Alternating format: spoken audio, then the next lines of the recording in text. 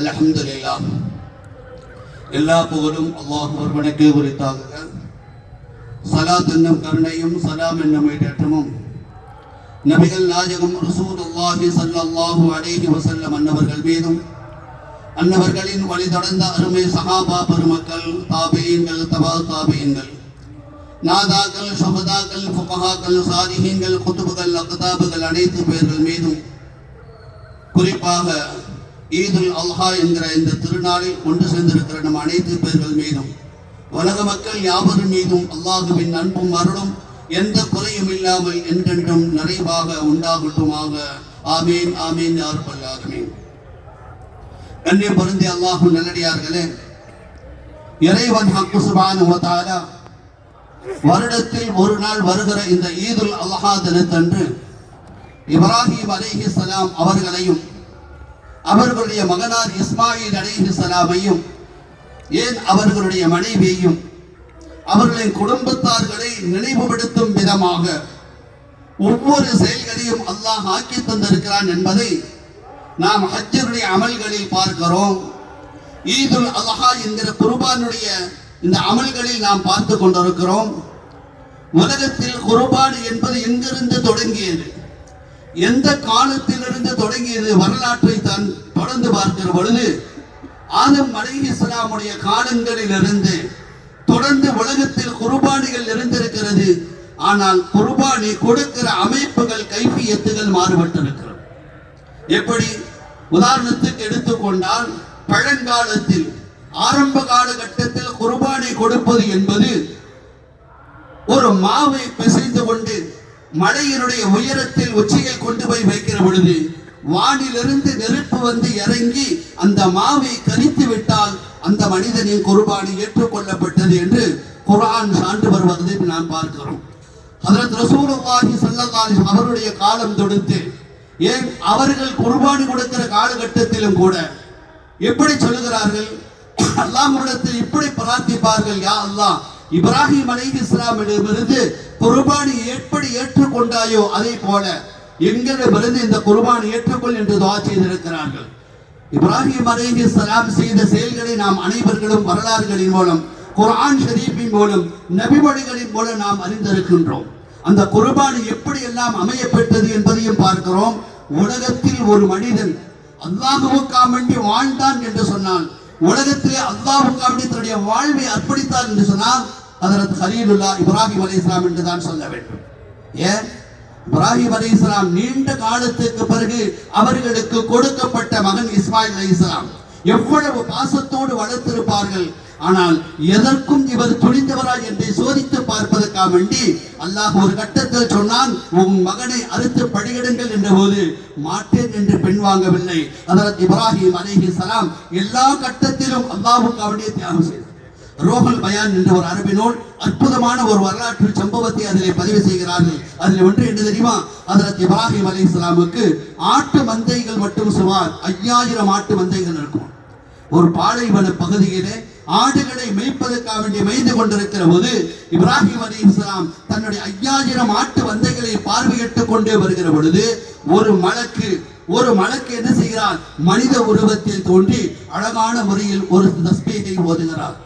நாம் எல்லாம் ரமதானில் ஓதுகிற தஸ்பீஹாத்துகளில் ஒன்றாக அது இருக்கும். அற்புதமான தஸ்பீஹ் என்ன தெரியுமா, சுப்ஹானதில் முல்கி வல் மலக்கூத் என்று தொடங்கி சுப்ஹானதில் குத்தூசி வல் மலக்கூத் என்று தொடங்குகிற ஒரு அற்புதமான தஸ்பீஹ் சுப்பூஹுன் குத்தூசுன் ரப்புனா ரப்புல் மலாயிகதி வர்ரு என்று சொல்லி முடித்துவிட்டு லா இலாஹ இல்லல்லாஹ் அல்லாஹு அக்பர் வலில்லாஹில் ஹம்து என்கிற தஸ்பீஹாத்தை ஓதி முடிக்கிற போது இப்ராஹிம் அலைஹிஸ்ஸலாம் வியந்து பார்க்கிறாங்க, என்னடா இது, அல்லாஹ்வை புகழ்ந்து இவ்வளவு அழகான வார்த்தைகளா, இவ்வளவு அழகான வரிகளா அல்லாஹ்வை புகழ்ந்து வருகிறது என்று மனித உருவத்தில் வந்திருக்கிற வானவரை பார்த்து இப்ராஹிம் சொல்லுகிறார், அழகாக படித்தார். இன்னொரு தடவை இப்பொழுது படித்ததற்காக வேண்டி என்னுடைய ஆட்டு மந்தைகள் செல்வத்தை அத்தனையும் உனக்கு கொடுங்க, இதை பாதி எடுத்துக்கொள். ஒரே ஒரு தடவை தஸ்பீஹ் சொன்னதற்காக சுப்பூஹுன் குத்தூசுன் ரப்புனா ரப்புல் மலாயிகதி வர்ரு என்கிற தஸ்பீஹை படித்தபோது, இந்த தக்பீரை சொன்ன பொழுது அவர்கள் சொன்ன வார்த்தை, இன்னும் ஒரு தடவை சொல்லுங்கள், என்னுடைய பாவி ஆட்டு மந்தைகளை என்னுடைய எல்லா செல்வத்தையும் கொடுத்து விடுகிறேன் என்று சொன்னார்கள். சொன்னது மாத்திரம் நிற்கவில்லை, மனித உருவில் வந்திருக்கிற அந்த வழக்கு மீண்டும் படிக்கிறார். அப்படியே எல்லா ஆட்டு மந்தைகளையும் கொடுத்து விடுகிறார். அப்பொழுதுதான் மலக்குமார்களுக்குள் பேசிக் கொள்கிறார், நாம் அல்லாஹ் ஹலீலுல்லா என்கிற பெயரை, ஹலீலுல்லா அல்லாஹ்வின் ஒற்ற நேசர் என்கிற வார்த்தையை அல்லாஹ் இவர்களுக்கு கொடுத்ததில் தவறு இல்லை, அதற்கு தகுதி படைத்தவர்கள் இப்ராஹிம் அலைஹிஸ்ஸலாம் என்று சொன்னார். இந்த இப்ராஹிம் அலைஹிஸ்ஸலாம் அவருடைய செயல்பாடுகள், ஹஜ்ஜிகளிலே எல்லா காட்சிகளிலும் இப்ராஹிம் அலைஹிஸ்ஸலாமுடைய குடும்பம் அப்படியே காட்சியிடும். இப்ராஹிம் அலைஹிஸ்ஸலாமுடைய செய்த தியாகங்கள் பூரா பார்க்கலாம். ஏன் ஆட்டை அறுத்து பலியிடுவதற்கு முன்னால மகனை அழைத்து கொண்டு செல்கிற நேரத்திலே வழியிலே ஷைத்தான் மனித உருவத்தில் தோன்றி, இவ்வளவு காலத்துக்கு பிறகு கிடைச்ச அழகான குழந்தை போயும் போய் இந்த இஸ்மாயிலை நீ அறுக்க முற்படலாமா என்று ஷைத்தான் கெடுக்க முற்படுகிற பொழுது, அப்பொழுதுதான் இப்ராஹிம் அலைஹிஸ்ஸலாம் நிச்சயமாக நீ ஷைத்தானாகத்தான் இருக்க வேண்டும், இப்லீஸாக இருக்க வேண்டும் என்று கற்களை எடுத்து அடித்து துரத்துகிறார். பிஸ்மில்லாஹி ரஜ்முல் லிஷைத்தான். அவர்கள் ஷைத்தானை விரட்டிய அந்த கல்லடியை தான் இன்றைக்கும் ஜம்ராத் என்றும் ரம்கில் ஜம்ர் என்றும் ஷைத்தானுக்கு கல் எறிதல் என்கிற ஒரு அமல் ஆதிகள் அத்தனை பேருக்கும் எறிகிறார். இப்ராஹிம் அலைஹிஸ்ஸலாம் இன்னைக்கு நேரடியாகவே ஷைத்தானுக்கு கல்லறிஞ்சாங்க. ஷைத்தான் அந்த இடத்துல இருந்தா, இன்றைக்கு அந்த இடத்துல ஷைத்தான் இல்ல. ஷைத்தானை கல் எறிகிற அந்த செயல் அல்லாஹ்வுக்கு பிடித்தமானது. அவர்கள் செய்த செயலை நீங்கள் செய்யுங்கள் என்று அல்லாஹ் கடமையாகவே ஆக்கிவிட்டான். அது மாத்திரமல்ல, ஏன் அந்த ஹஜ்ஜில காபாவை சுத்தி இருக்கிற எல்லா இடங்களும் இப்ராஹிம் அலைஹிஸ்ஸலாமுடைய மனைவி நினைவூட்டுகிற இடமாக, இப்ராஹிம் அலைஹிஸ்ஸலாமுடைய மகனை நினைவூட்டுகிற இடமாகத்தான் அந்த எல்லா இடங்களும் காட்சி தருகிறது. அவருடைய மகன் இஸ்மாயில் அலைஹிஸ்ஸலாம் அவர்கள் சொன்ன வார்த்தை எல்லாருக்கும் தெரியும். நாம் தெரிந்ததுதான், தெரியாதது அல்ல. படிப்பினைக்காக நாம் எடுத்துக்கொள்ள வேண்டும். தந்தையை பார்த்து அன்னி அது பழக்க ஒவ்வொரு மாதா தரா, மகனே உன்னை அறுத்து பலியிடுவதாக கனவு கண்டேன், அல்லாஹ்வின் உத்தரவு என்றால் என் அருமை தந்தை இப்ராஹிமே நீங்கள் அறுத்து பலியிடுங்கள் என்று சொல்லிவிட்டு ஒரு வார்த்தை சொல்லுகிறார், என் அருமை தந்தையே இப்ராஹிமே, அல்லாஹ்வின் கட்டளையை நிறைவேற்றுவதற்காக வேண்டி என்னை மல்லாக்க படுக்க வைத்து கழுத்திலே கத்தியை வைத்து அறுக்கிற பொழுது உங்கள் உள்ளத்தில் இரக்கத்தன்மை ஏற்பட்டு விடலாம், மகனை அறுப்பதா என்ற யோசனை வரலாம். அதனால் நான் உங்களுக்கு ஆலோசனை சொல்கிறேன், என்னை முகங்கப்புற படுக்க விடுங்கள், என்னை முகங்கப்புற கிடத்தி விடுங்கள், கூர்மையான நல்ல வாள் கொண்டு ஆயுதத்தை கொண்டு அருங்கள், பிஸ்மில்லா அல்லாஹ் என்று சொல்லி அருங்கள் என்று அறுக்க போகிற மகன், அறுபட இருக்கிற மகன் தந்தையை பார்த்து சொல்றார், ஓடவில்லை, உயிருக்கு அஞ்சவில்லை, அவர்கள் அறுத்து விடுங்கள், இன்ஷா அல்லாஹ் சதுகதிலே இன்ஷா அல்லாஹ் மின சாபிரி, கியாமத்துடைய நாளையிலே பொறுமையாளரின் கூட்டத்தில் என்னை பெற்றுக் கொள்ளுங்கள். ஒரு தந்தை அல்லாஹ்வுக்காக வேண்டி வாழுகிறார், அவருடைய மகன் இஸ்மாயில் அல்லாஹ்வுக்காக வேண்டி வாழ்ந்திருக்கிறார். அறுப்பதற்கு முற்பட்ட நேரத்தில் அல்லாஹ் அக்பர், கண்கொள்ளாத காட்சி, அறுக்க முற்படுகிறார்கள். ஆனால் பலம் கொண்ட கூர்மையான ஆயுதம், பதமான ஆயுதம் தான், அறுக்கிற பொழுது அறுபடவில்லை. கோபத்தில் அந்த வாள்களை எடுத்து என்ன செய்கிறார்கள், வேகமாக வீசுகிற பொழுது ஒரு பாறையை மீது பட்டு அந்த பாறை சுக்குநூறாக இரண்டாக பிளந்து போகிறது. அந்த வாள் பேசுகிறது, வரலாறுகளில் இடம்பெறுகிறது.